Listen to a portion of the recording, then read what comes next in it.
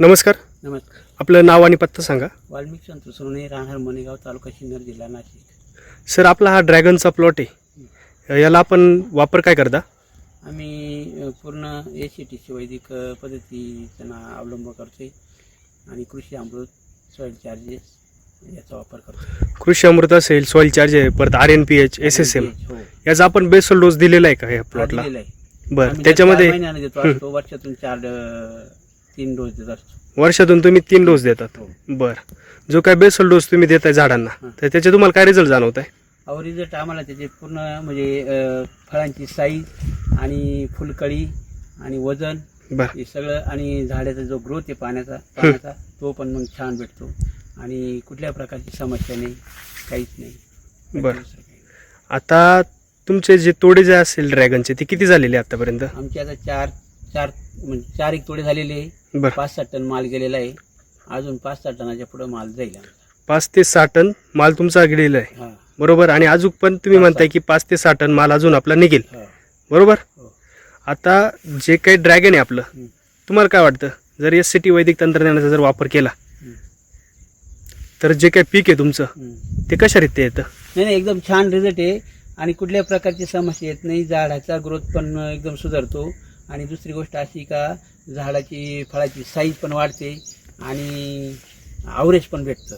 बरं, कमीत कमी एका फळाचं वजन आम्ही 700 ते 750 ग्रॅमपर्यंत गेलेलं आहे, काही 800 पर्यंत गेलेलं आहे आणि त्याच्यामुळे आम्हाला आहे ना त्याचा खूप फायदा झालेला आहे. बरं.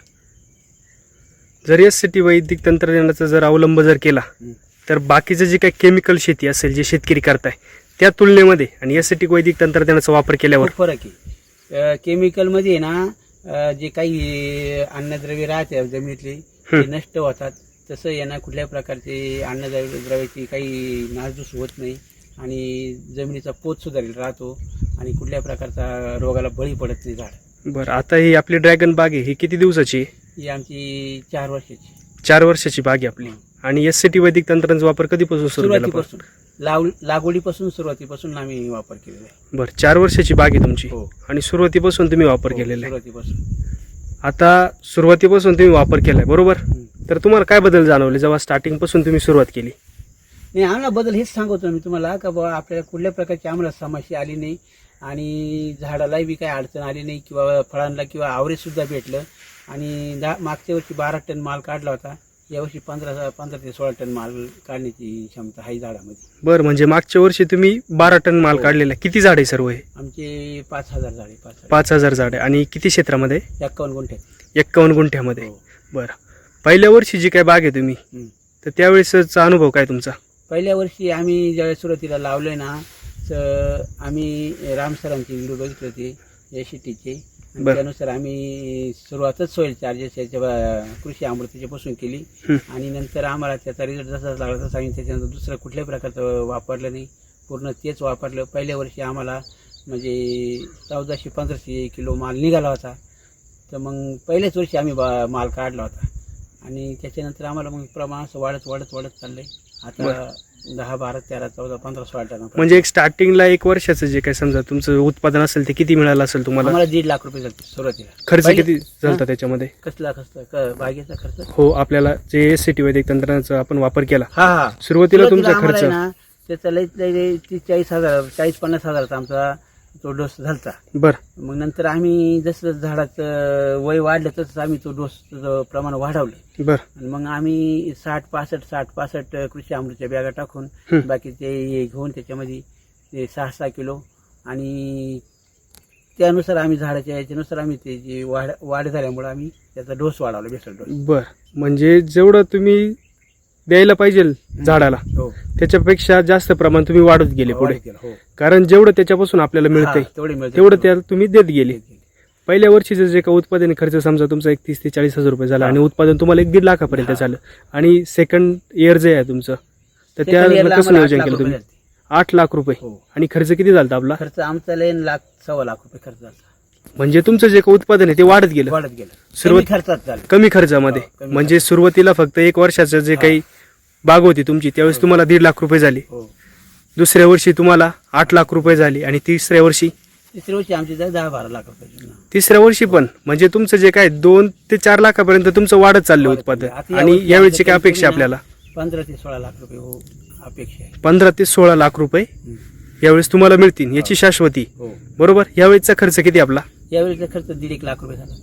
1.5 लाख रुपये. म्हणजे जो खर्च तुम्ही करताय त्या तुलनेत तुमचं जे काही उत्पादन आहे भरपूर आहे. ते पण वाढत गेलंय. हो. आणि जी काही उत्पादन क्षमता आहे पण झाडाची वाढली. हो. ती पण वाढली. आता नवीन आता आम्ही शिलाजीची ट्रीटमेंट दिली 15-3 वार झाले. हं. आम्हाला त्याचा लई रिझल्ट भेटला. नवीन काळ्या चालू झालेलं आहे बरं. आणि आमची ती 22,000 रुपये लागले होते आम्हाला ते शिलाजीचं द्यायला. हं. पण मग त्याचा रिझल्ट भेटला. लगेच नवीन काळ्या चालू झाल्या आणि त्याच्यामुळे आता आम्ही परत एक 15-1 दिवसांना परत बेसल डोस बरं. तुम्ही म्हणताय की शिलाजी ट्रीटमेंटचा वापर केला तर ही कळीमध्ये जी काय वाढ आहे हा ती दिसू राहिली. बरोबर. हो.